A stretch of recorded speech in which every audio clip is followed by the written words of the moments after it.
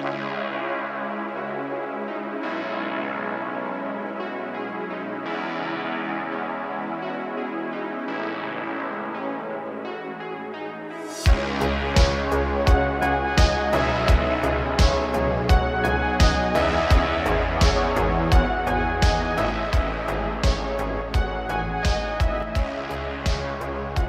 to you from 4,200 feet in the hills of Oregon, it's the voice of Chi-Town, the reddest beard in the high desert, your host of the MOA Broadcast, Sam Wilson.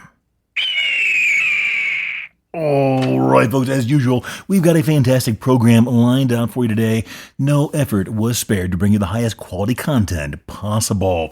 And I want to thank you for the emails I've received already. Thank you very much. It is good to be back. Thank you for having us and inviting me and the show into your home or your workplace, your earbuds, or whatever it is in the world you do whenever you listen to or consume this content. I want to thank you for supporting us here at the MOA Broadcast. If you have any questions, comments, or emails, feel free to send them to info@gearconvoy.com. There's the train in the background. As we mentioned yesterday, we're doing this broadcast from instead of the sound booth, this will be done in the living room. It's 21 degrees outside. So we are sitting here in front of a roaring fire. You may hear a little noise. Cobra, the black shop cat, has been a little more vocal tonight than usual, so you may hear him in the background. Bacon, the dog, is asleep or looking like it soundly, staring at the fire and warming his belly. So probably won't hear too much out of him. Let me get a quick sip here. All right, what do we have on the docket today? We may do a slightly shorter version today, or a shorter show today, since we're doing back-to-back episodes here, 2 days in a row. Okay, Season 2, Episode 1 show highlights. We have out-of-control cops patrolling the streets. Man, I tell you what, this is going to continue to be an issue, but whatever. We're not going to be solving it here on the MOA broadcast, but we'll certainly talk about it. More death in the wilderness in California. Do axes belong on the trail? That is the axe, A-X-E. Do axes belong on the trail? And Juicy Booty goes buck wild in Florida. When I read this story, I knew immediately that Juicy Booty needed to make it to the Make It Out Alive broadcast.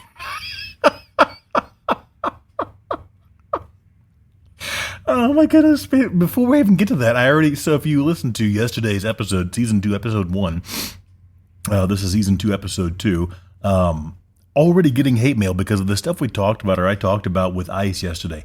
And folks, again, we want to reaffirm yet again the commitment to not sit here and take sides politically on this show. That's not the point. I mentioned just yesterday, or in the last episode, how much I'm tired of all of the news sources now are so partisan and biased. I just want news. I don't need opinions on every single news story that I get. So if you haven't heard yet, in the episode yesterday, or Episode 1 of Season 2, I mentioned about all these people that are being influenced. In my opinion, I believe a lot of people are being influenced either by influencers, the media, or friends and family, or a misplaced sense of duty to get out there and resist ICE. Now, whatever your thoughts are on ICE, what they're doing is and has been legal for decades, if not longer, when it comes to deporting illegal immigrants. Now, I understand the feelings. I mean, I have lived in communities with lots of, let's just say migrants. Let's leave it at that. And I understand that you develop friendships, relationships, and with family, it's a totally different thing. I get all that. But whenever it comes time to interfere with the law, if that's what you choose to do, then that is your choice. I love freedom. And I think everyone should do what they believe is right, as long as you're willing to suffer the consequences, good, bad, or ugly. Then just be prepared and know that there is an excellent chance that you're going to catch some charges if you get out there and try and obstruct ICE or DHS or the police or whatever it is. So if that's what you're dedicated to doing, then that's your business. But there's no need to get mad at me. Everything I said was true. If you can prove me wrong, you've done me a favor. So. The other thing was I got hate mail, and I wanted to address this. I got some of this over the break. I didn't run the show for November and December of 2025. I was just too far behind and too backed up and stuff, and I didn't want to put out a low-quality program. So I got hate mail about picking on women due to some of my comments about women. And number one, nothing I said was untrue. No one ever picked on the content or the veracity of the statements that I made. It was just the tone or the attitude of it there. So, but if you think I'm hard on women or have some kind of problem with being, making jokes about fat jokes or lazy jokes or whatever else, holy smokes, I'm 10 to 20 times harder on men. Most of the comments I made about women were jokes. The things I say about men, I'm very, very serious about. I don't even have respect for half or more of the men out there that I encounter on a regular basis. Let me break it down for you. Most men today are, in my opinion, a sad joke, a representation of what a man should be. And I'm not talking about everybody has to go out there and be Rambo or Commando, or there's Cobra in the background. Calm down, buddy. Or, be a millionaire, or, whatever, all this, whatever you're, what you may think of the ideal of a man is supposed to be.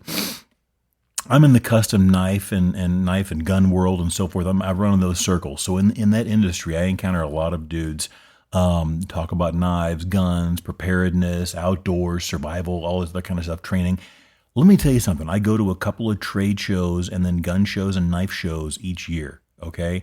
And what I have seen, it's been gradually trending this way for a long time, but it is now to the point where it is so stark that it's hard to miss it. When you walk into these shows, most of these guys that are walking around are so morbidly obese. They are gigantic, enormous orca whale fat. And it is half of them are walking around while they're obese at these shows where they're buying more knife and gun and self-defense accessories and stuff, and they're sitting there eating chili dogs and cinnamon buns and all this other stuff and cheeseburgers and all this stuff while they're walking around just sitting. You can almost hear them getting fatter. Funnel cake is what I was trying to think of. Sitting there, I saw this guy. He was so fat. He couldn't even control the flow of the powdered sugar, the confectioner sugar, whatever it is, on his funnel cake. It was just streaming down his shirt and like in a sluice between his gigantic man boobs and going and landing on the giant Mount Vesuvius of his belly that was sticking out. No shame. His t-shirt only covered about the top 60% of his belly. So like 40% was on this huge white swath of flesh just hanging out. He had Dunlap disease. And if you're too young to know what that means, it means when your belly is Dunlapped over your belt. And it was disgusting. And he's sitting there shoveling more junk crap food into his mouth. Now, what is the point of taking and spending all this money buying gun and knife accessories and being, going so you can go out there and play dress up and act like you're going to run and gun whenever you couldn't even sprint to the buffet line at Ponderosa without going into cardiac arrest? I mean, some of these guys are Golden Corral rejects. There's no way they would make it. They couldn't run 20 feet, much less 20 yards or a mile or something like that. And what is the point of all that? Men have a duty, in my opinion, and this is why I hold men to a different standard. I'm not saying it's higher necessarily than women, but it's a different standard. Men have, in my opinion, and I was raised very hardcore, old school, you might say, in the Midwest, and men have a duty to take care of not just women, but society. If there's a problem, it's men's job, their duty to step up and take the lead in correcting it and addressing it and helping it. Doesn't mean women can't do it, but in my opinion, that responsibility falls traditionally to men to at least take the lead. Now, does that mean that women can't have an equal part in helping to resolve the problem or fix it or have a even better idea than a man? Absolutely not. They certainly can. That is not at all what I'm saying. But taking the lead, for better or worse, should fall to men. And a lot of these guys are so stinking fat and out of shape, it's embarrassing. And I mean, I am telling you right now, you can sit there and you can smell the you can smell the talcum powder that these guys got to dump into their shorts by the shovel load so they don't get chafed walking around these gun shows while they sweat and their thighs rub against each other. You can hear it. It's like a dull hum in the background. So anyway, that is what it is. I don't know, take that rant for whatever, and it added a little out of order there. But I just can't. Yeah, it's not about men or women. It's about responsibility. And how in the world do you expect to take the lead or get out there and deal with a bad situation, much less an actual survival situation or when something actually goes wrong, collapse of society or whatever it may be, if you can't run 20 yards without redlining your blood pressure and your heart rate. So do with that information what you will. And again, I'm not saying everybody has to be Rambo or Commando or super soldier, but at least take an interest in a little bit, a modicum of health and physical fitness. So, and another thing, hang on, let me get a quick drink here. Another thing is the declining quality of journalism. Holy smokes. When I prepare this show, I try and put a lot of effort into it. I do put a lot of effort in. I try and bring the highest quality product that I can, because there are tons of choices out there for people to listen to content they want to consume and so forth. And I don't want to just sit here and do fart jokes and bathroom jokes and, just skim through and read headlines and whatever else. Even whenever I read news stories, I try and bring something of quality to the listener so that they can take away, there's a takeaway for them. And, it all hinges on that make it out alive theme of situational awareness, preparedness, and so forth. But it is getting to the point now when I go, and I've mentioned this before when it comes to partisanship, that a lot of these news articles are so partisan that it is almost impossible to just get the straight facts. The other problem is they don't even adhere to the basics of journalism, the who, what, when, where, why, and that kind of thing. They become partisan. They editorialize the news. The facts and the events and this is out of sequence. It's out of order. It's missing critical information. And oftentimes, this is one of the most difficult ones of all. Oftentimes, it lacks a resolution. When you have a news story or an article or a show like this, at some point you need to have a resolution where you kind of wrap things up. And they don't give you the final, okay, what happened? And even in one of the stories I prepared tonight, I had to go back in and extract the information from 2 or 3 different articles so that I could put a final resolution on the story, so that whenever you, as the listener, you hear me going through this, it needs to have a certain amount of logical sequencing to it. You don't want to do the middle in the beginning, followed by the end, and then finish up with the beginning. That doesn't make any sense. You need to have some type of linear quality to all this so that you can pay attention and extract the information while you're doing something else, driving or drinking a coffee or working, or just, hearing these words without seeing it visually in front of you, and follow along. And a lot of this journalism, it's absolutely horrible. This is a PG show, so I won't say what I was thinking. It's horrible. And it's very, very difficult sometimes because it requires me, and I'm sure other people go through this, to have to go through and pull up the same exact news story from 2, 3, or 4 different sources just so I can get all the facts. And then instead of just pulling it from one source, one article, I have to paste together and cobble together all these facts and then rearrange it so that it makes sense. So anyway, it's a shame. I remember that was one of the things I learned in grade school: who, what, where, when, why. And, there's a certain theme and a resolution. You have a beginning, a middle, and an end, a first, second, and third act, however you want to put it. But it is certainly lacking in journalism today. Okay, now let's get down to it. We've got some information here in the show. If you recall, in our last episode, we talked about the hiker death on Mount Baldy in California. Okay, a 19-year-old man fell, apparently we don't know exactly, pushed, fell, whatever.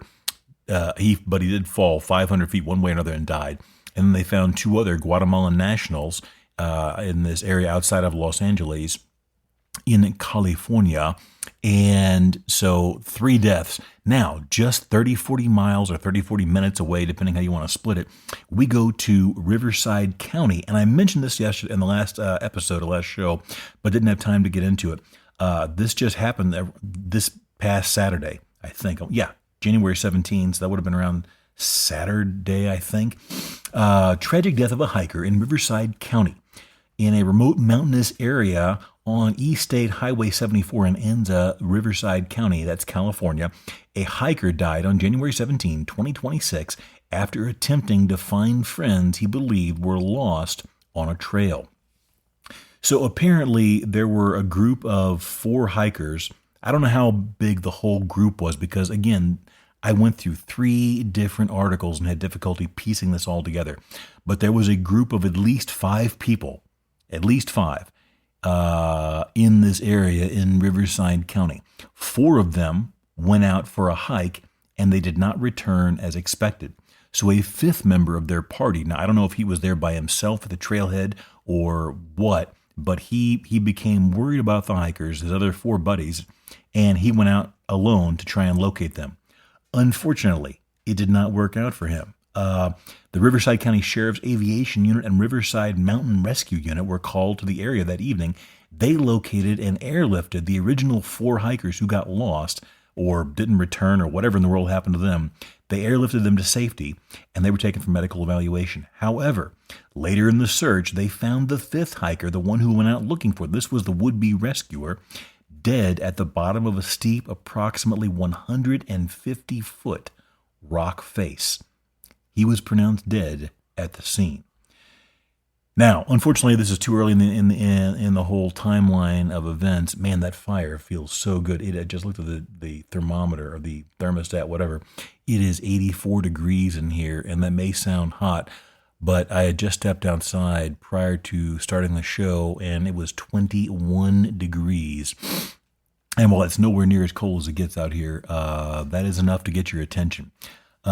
Anyway, pardon the intrusion of the Riverside County Coroner's Bureau has taken over the investigation. The identity of the deceased has not been released publicly. So again, another, it's a shame, another fatality here. This is just 30, 40 minutes away from the Mount Baldy debacle that happened, I believe, on December 29, 2025.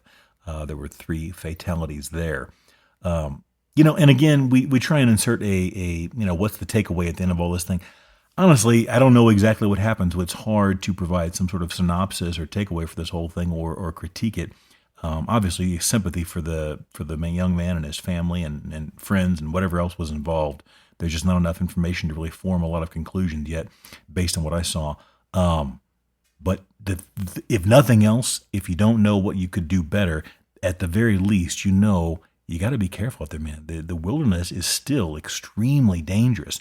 And we talked about this, the familiarity breeds contempt concept in our last episode because we spoke about Portland with Mount Hood and then the Mount Baldy being with both of these mountains. They're in close proximity to major cities. And what happens is city people in general don't really understand, in my opinion, they don't really understand how quickly things can turn in the wilderness because they've spent so little actual rough time out in the dirt.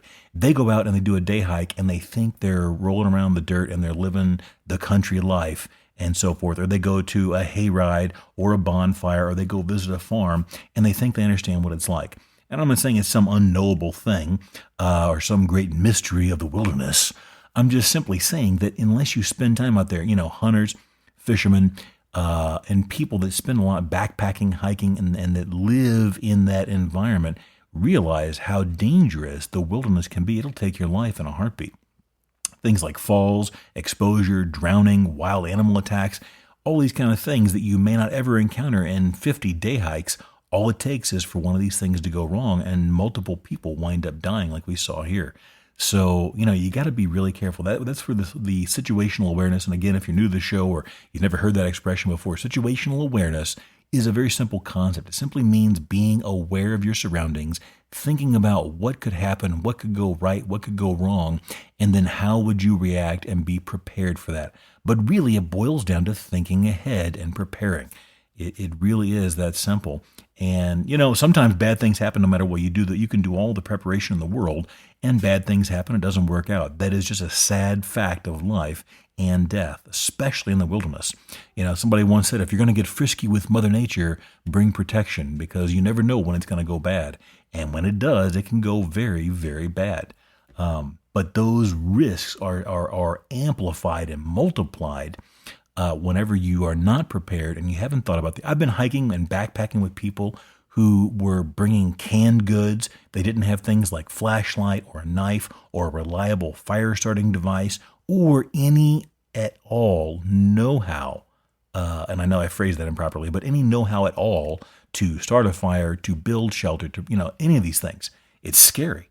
and then they're surprised whenever it turns around and bites them. So you got to be careful. And again, our condolences to the families of the people that passed in both the Mount Baldy and the Riverside County incident here. Okay, let's see. Where are we at on time? All right, we're doing okay. Let's go ahead and jump in. Okay, the out-of-control cops. Holy smokes. Guys, I have said a number of times, even though I've kind of come down hard on some of these bad cops, I support law and order. We need law and order and law enforcement in our life. Trust me, if you've ever been in or involved or around a riot or any kind of situation like that, I can tell you the last thing you want in your life is pure chaos or anarchy or bedlam. It is bad news all the way around. It is not going to be fun at all. However, the problem we are seeing now with the proliferation of cell phone, camera videos and body cam videos and dash cam videos and stuff, we are now seeing that a lot of these police officers, not the good ones, I support, you can do what you want. I support good policing. We need that. We need community policing, which is not just enforcing laws. It is being a part of your community and keeping it safe and building relationships and safety and so forth, looking out for your neighbor. Being a good neighbor is really what it boils down to. But we're seeing so much more of the bad cops that are out there, and some of these guys are utterly insane, in my opinion. I'm going to list a couple of just brief examples that I've seen, and a lot of these are connected to these First Amendment auditors that I've kind of discussed a number of times. And, to recap on that, in my opinion, a lot of the guys that do the quote-unquote First Amendment auditing, they're not really trying to affect change.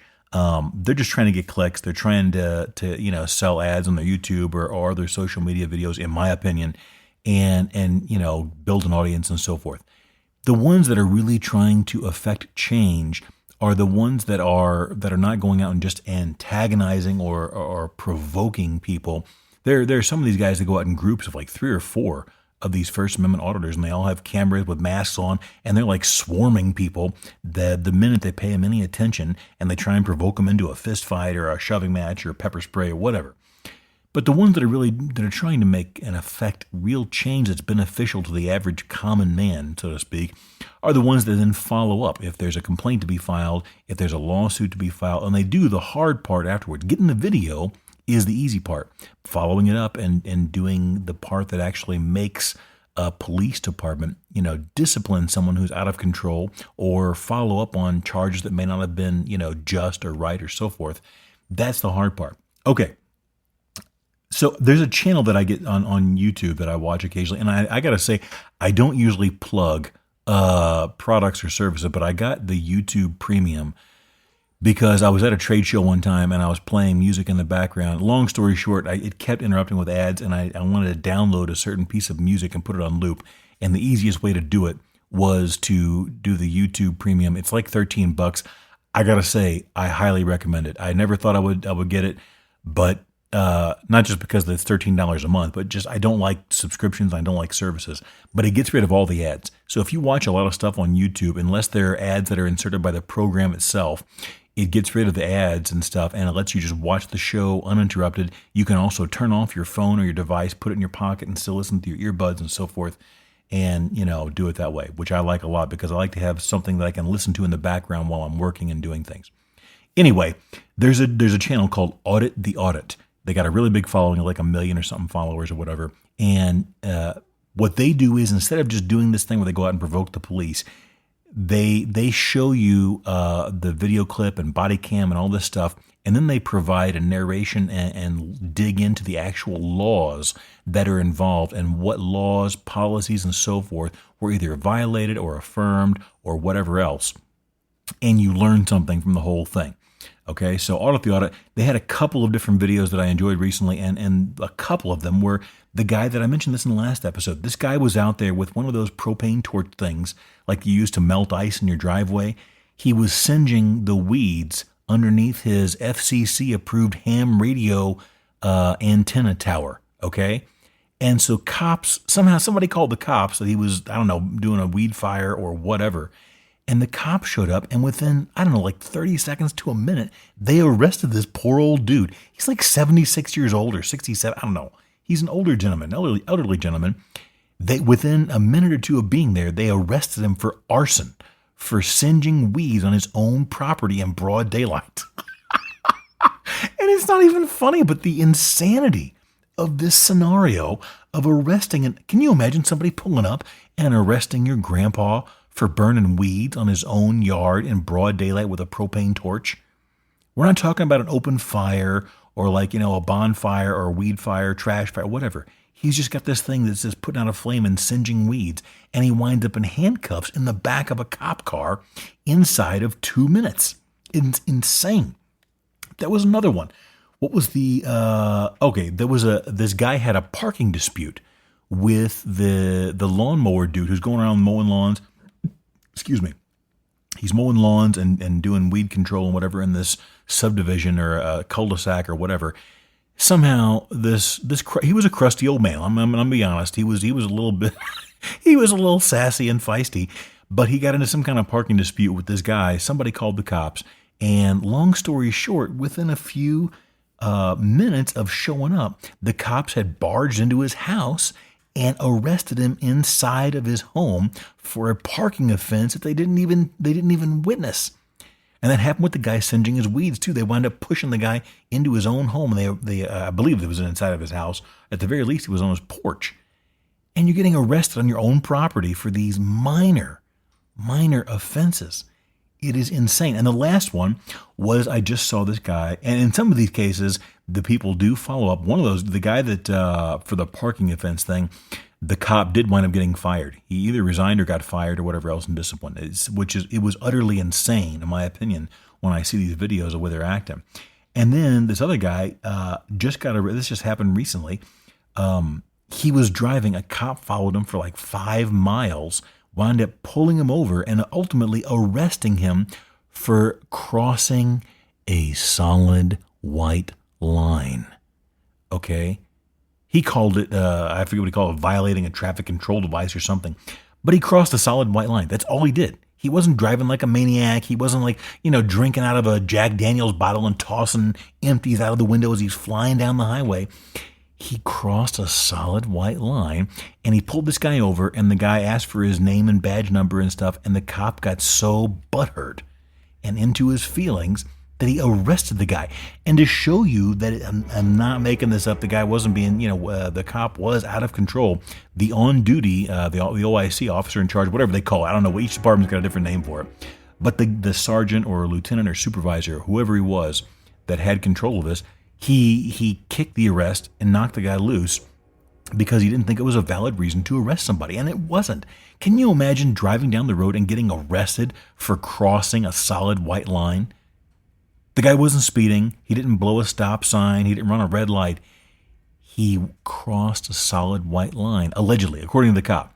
The guy had a dash cam. He said it didn't happen. So anyway, my point, if there is one, and I get it, because some of the show is just me talking about things that I find interesting. That's the privilege I get of having, operating this show and running it and producing it and all. I can kind of talk about things that I find interesting. Is the insanity of this, and there are a lot of good cops out there, but man, I tell you what, you never know what you're going to get. I don't have time. Where are we at on time on this episode? We're not going to have time to get into it. I had a couple of interactions with police officers and deputies recently myself. It wasn't anything real bad, but it was completely pointless, and it was just pure ego that was being flexed on me. No law was broken. I didn't get a ticket, just being pulled over and harassed because somebody felt like doing it, I guess, is my opinion. And that's what we're seeing more and more is these officers, the not good ones, the bad ones, whatever you want to call it, they have a firearm and this badge and the legal authority and ability to essentially enforce their opinion on the street. In court, it may get overturned, it may get changed, it may get corrected, but on the street, they're going to win. They got guns, tasers, pepper spray, batons, and lots of backup. They're going to win on the street. And it's terrifying to realize how quickly your life can change. Can you imagine driving? Let's say you're going to the grocery store, you're going out to get a cheeseburger, whatever. And you see that this cop followed this guy for like 3 or 5 miles. I forget the exact circumstances. You see this cop following you for miles. And he eventually pulls you over, arrests you, tows your car, searches your vehicle. You go to jail. You're going to get processed in, strip searched. It's a humiliating process because you crossed a solid white line. I mean, to me, that's a bit of a bridge too far. My God. And then you find out that the sergeant the officer in charge, whatever he's called, he winds up the top dog on the shift, lets you go because he agrees it was utterly insane. The guy apologized and didn't think it was a good arrest, if you want, for lack of a better term, good, bad. It wasn't a good arrest. It wasn't right. And now you still got to deal with all this stuff. You got to go to your vehicle. You got to deal with that. It does stick in your craw for quite a bit. You sit there and you're kind of in a bad mood about it, and you have generally a bad attitude and disposition towards the whole thing because some dude with a gun decided to basically impose his will upon you for no good reason. So, it's a bit of a problem. Is there a solution? I don't know. It's going to be difficult. But yeah, anyway. If there's a takeaway from all that, I do like that channel. Again, I don't give shout outs or plugs very often, but the Audit channel on YouTube, I really enjoy their stuff because they actually show the beginning, end, middle, and end, and the whole resolution of the situation, along with the appropriate legal statutes and information and so forth, the salient information. Okay, where are we? You know what? We're not going to get into the Axis today again because we just don't have time. Let's go ahead. Let me get a quick sip of my beverage, and then we'll get into juicy booty.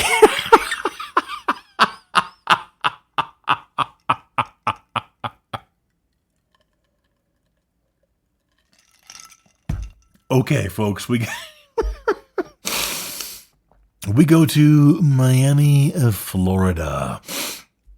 Police say they have arrested a Miami woman who was identified by victims through a fight video and a Facebook profile known as, quote unquote,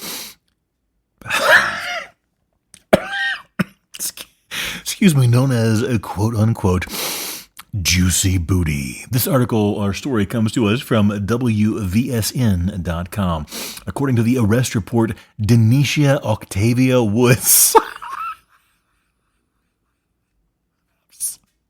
I'm sorry, I'm looking ahead at the... I'm trying to get that pronounced right. Denisha Octavia Woods, 38 years of age, according to the article, was taken into custody Wednesday after... Oh my God. Wednesday afternoon after detectives linked her to a large fight near Crestwood Park where multiple juveniles and adults were involved in a street brawl that stemmed from an earlier school dispute. The arrest report states one victim told officers she, that is Juicy, and her sister went to the park after being challenged to a fight. Oh, wait a minute, that wasn't Juicy just yet, only to be attacked by approximately 20 to 30 females. Investigators said video of the incident shows a heavy-set woman.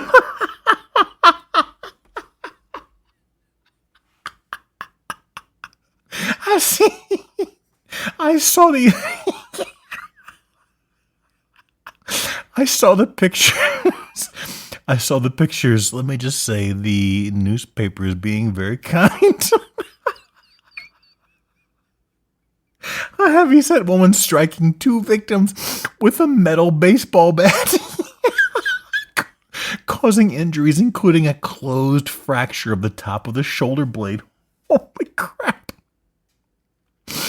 The old scapula. The victim later identified Woods, that is, Juicy Booty, as the alleged attacker, telling detectives she recognized her as the mother of another girl involved and provided Woods' Facebook account listed under the name Denisha Woods, a.k.a. Juicy Booty.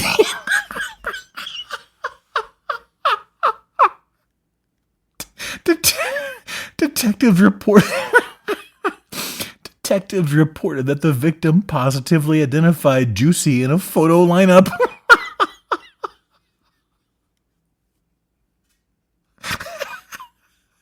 A second victim and an independent witness also told police they saw Juicy strike the victim with a bat, a baseball bat, allegedly.